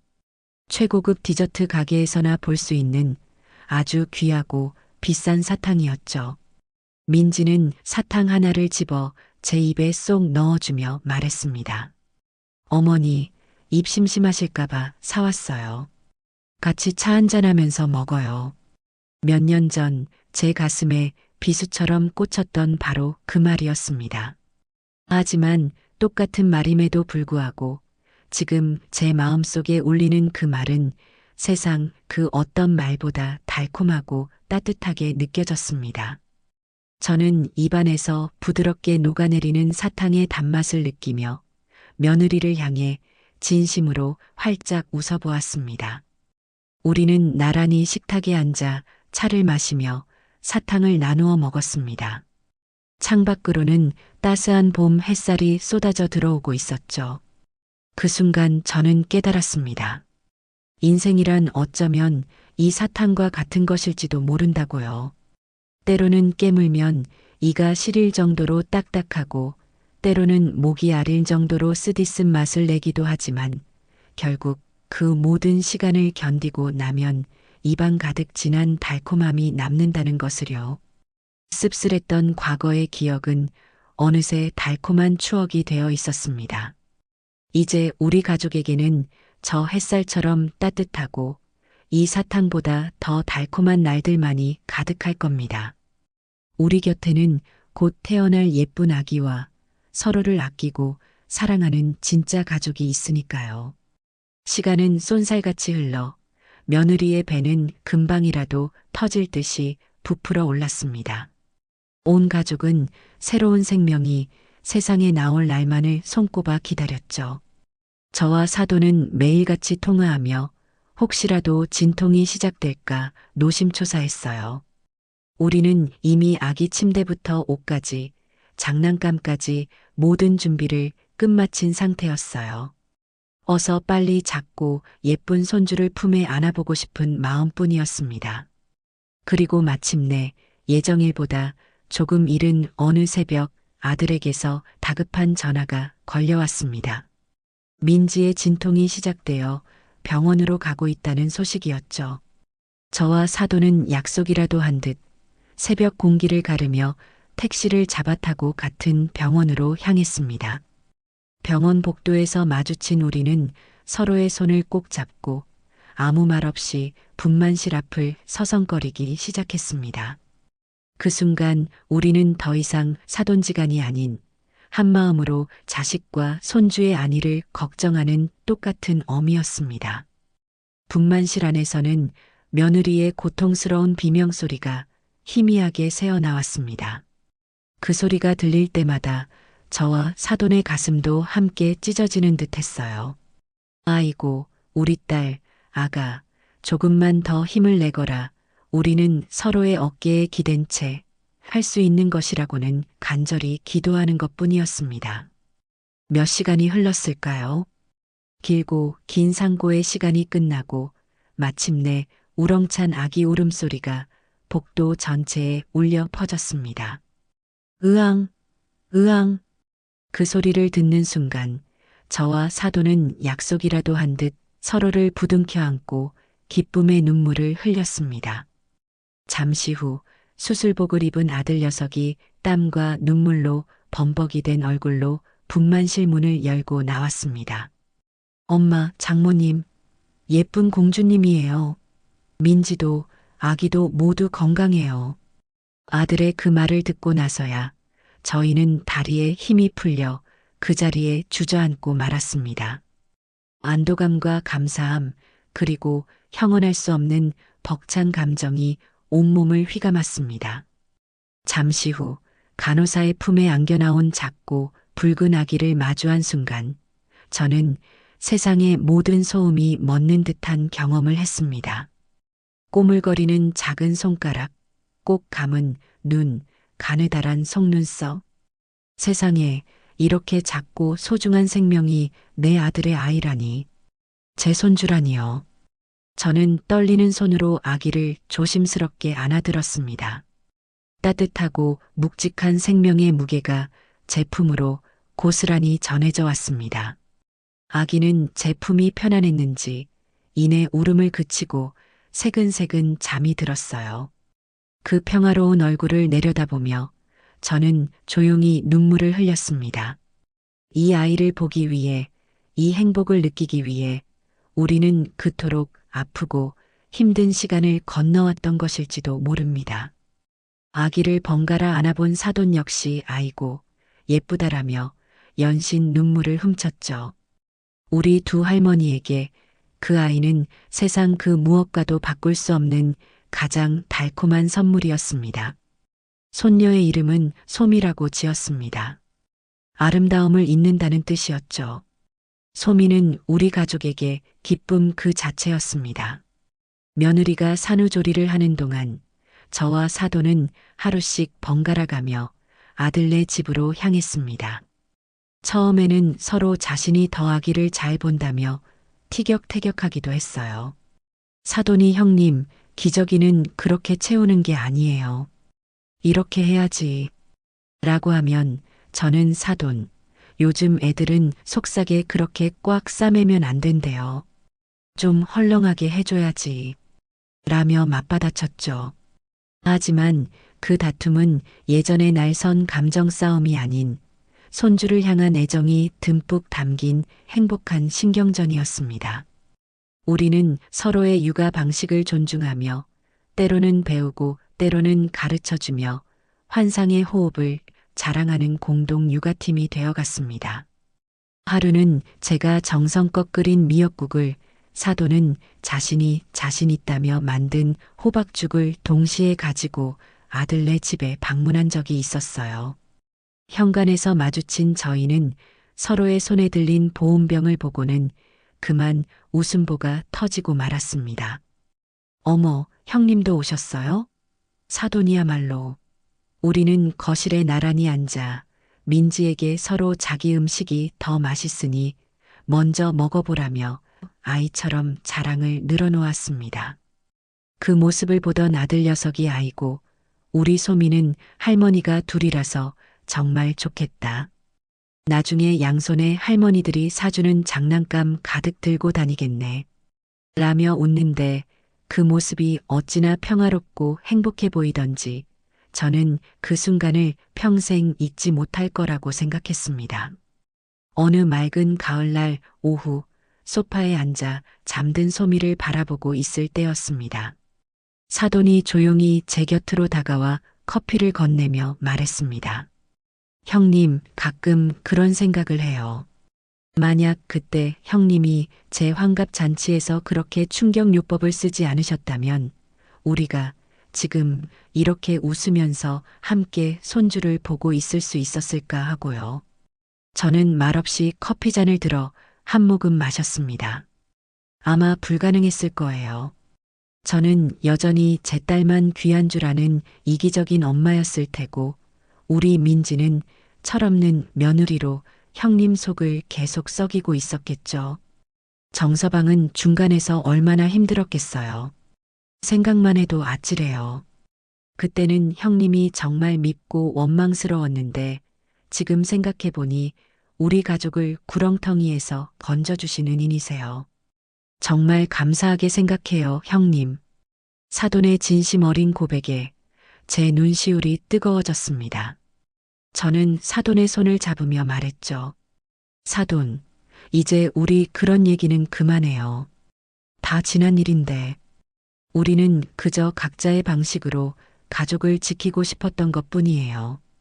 방법이 조금 서툴렀지만 결국 이렇게 모두가 행복해졌으니 그걸로 된 거 아닐까요? 사돈은 제 말에 고개를 끄덕이며 미소 지었습니다. 우리는 더 이상 과거에 얽매이지 않았습니다. 우리에게는 이제 함께 만들어가야 할 소중한 미래가 있었으니까요. 시간이 흘러 소미의 첫 번째 생일이 다가왔습니다. 우리는 요란한 잔치 대신 온 가족이 모여 조촐하지만 의미 있는 돌잔치를 열어주기로 했죠.